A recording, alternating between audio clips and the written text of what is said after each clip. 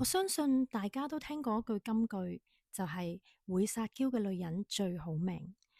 呢句說話喺華人社會裏面真係陰魂不散。由一開始可能只係一句電影台詞，進化到今時今日，已經變咗無數絲打嘅人生聖經。不過將呢句說話發揚光大嘅，甚至變成一盤上億銀碼嘅生意嘅人，就係我今日要講嘅極品主角。號稱聖商教母嘅周媛。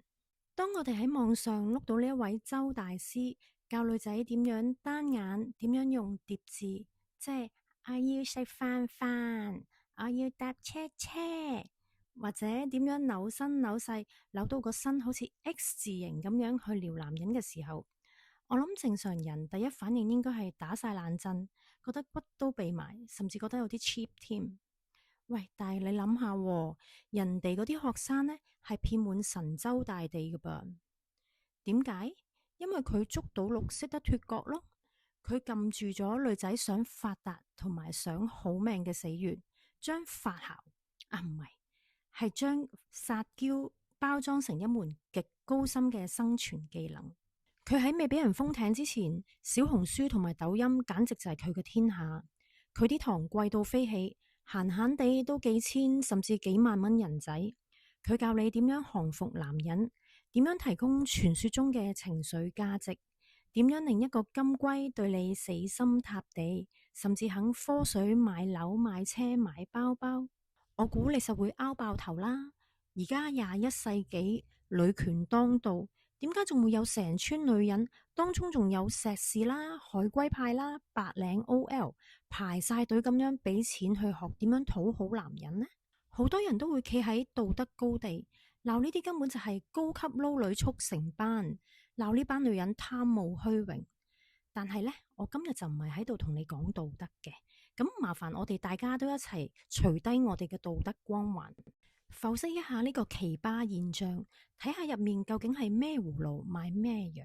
周媛嘅爆紅絕對唔係石頭爆出嚟噶，佢根本就係呢個勁焦慮、階級勁固化、兩性市場勁畸形嘅社會溝埋出嚟嘅時代產物。點解會撒嬌女人最好命呢套邪教咁多人信？好簡單啫，有求就必有功。喺好多女人心目中，好命其實唔係自強不息咁樣做女強人，而係嫁個有錢人。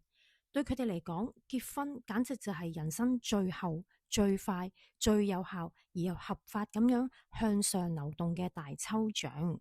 你睇下而家個市啊，經濟唔好，返工又內卷。一個女仔就算入到大學，大學畢業入到大公司，面對好似癲咗咁嘅樓價同埋通脹，佢好快就會醒覺噶啦。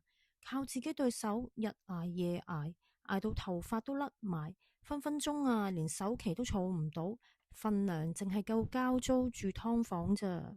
就喺呢個絕望嘅 moment， 周媛呢啲神棍教母閃亮登場，佢哋賣嘅邊係愛情技巧啊？佢哋係賣緊發達捷徑，佢哋喺度洗腦。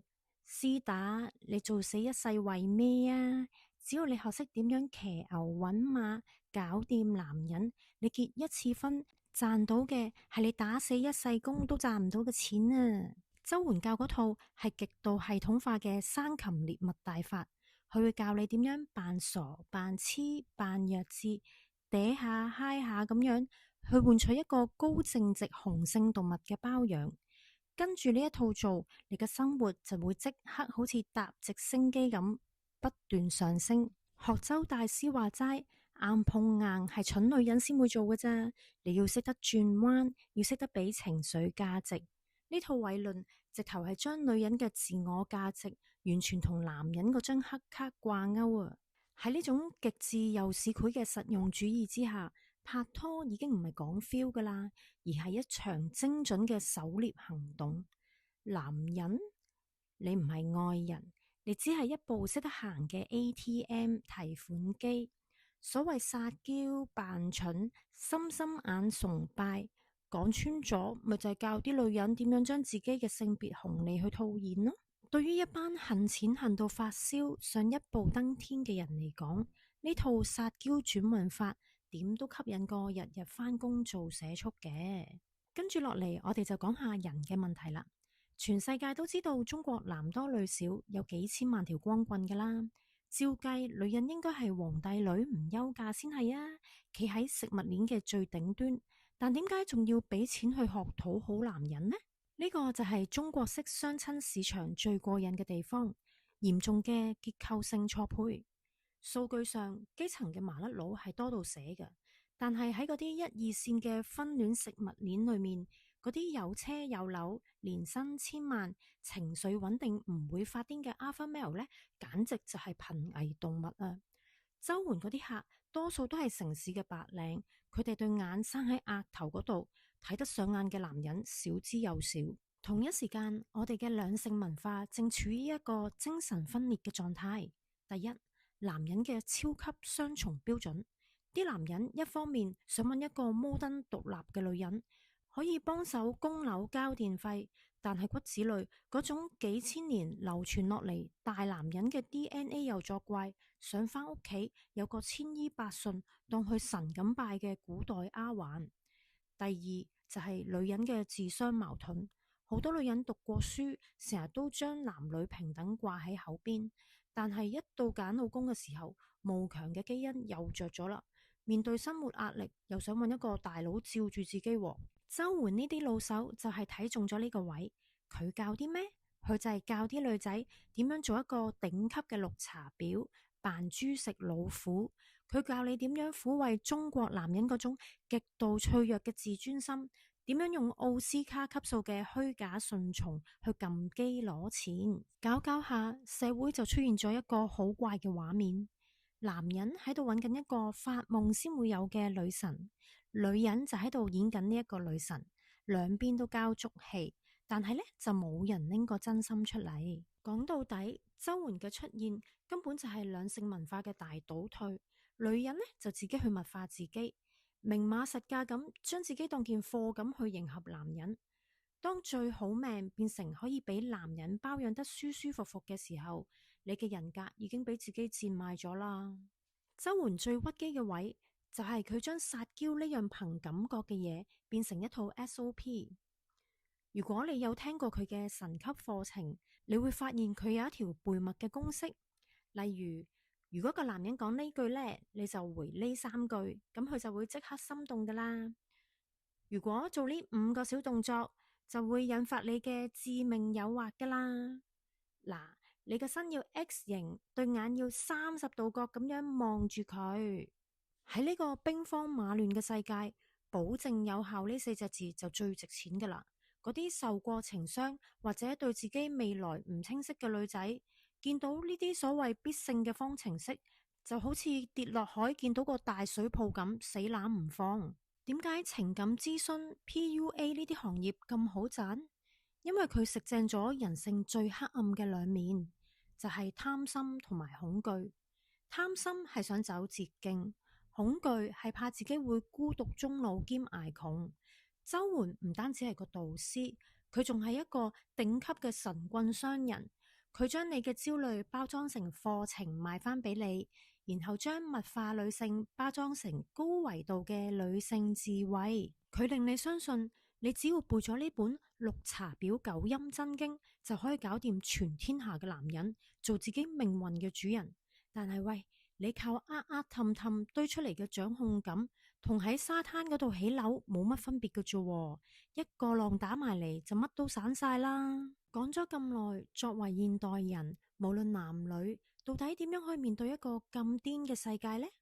首先，我想同各位絲打講，會撒嬌嘅女人最好命呢句說話，根本就係呃人落搭嘅。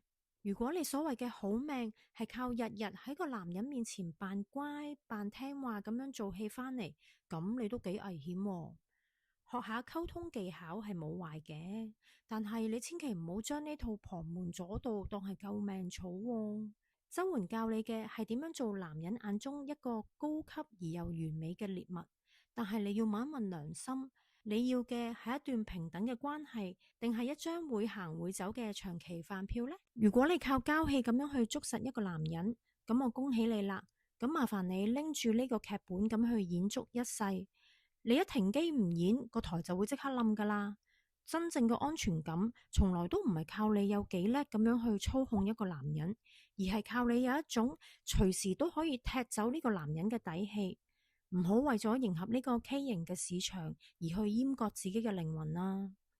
其次，我就想同各位巴打講，如果你發現自己身邊女朋友無啦啦變咗識得好氹你，對你心心眼，成日當你神咁拜，咁你就要小心啲啦。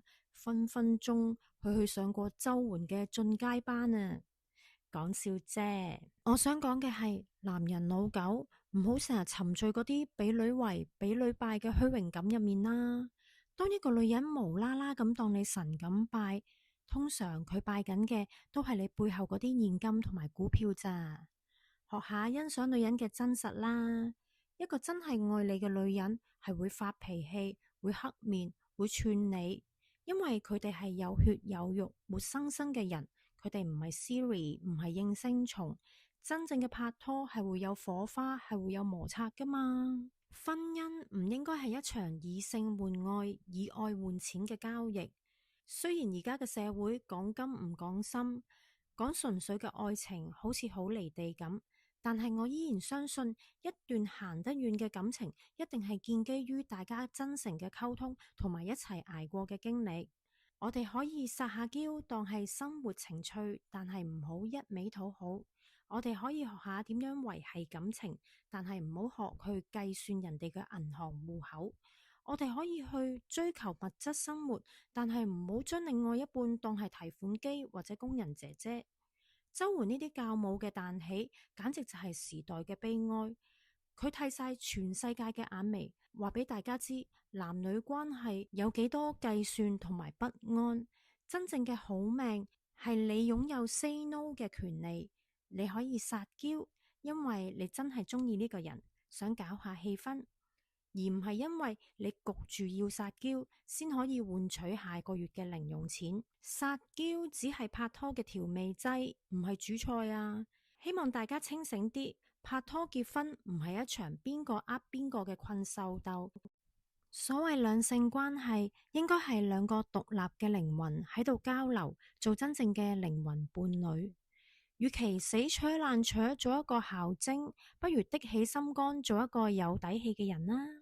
因為最長久嘅好命係靠自己內心強大同埋對自己夠忠誠去換返嚟㗎。今日就講到呢度，鍾唔鍾意我都好，都要 like、subscribe 同埋 share 我嘅片啊！拜拜。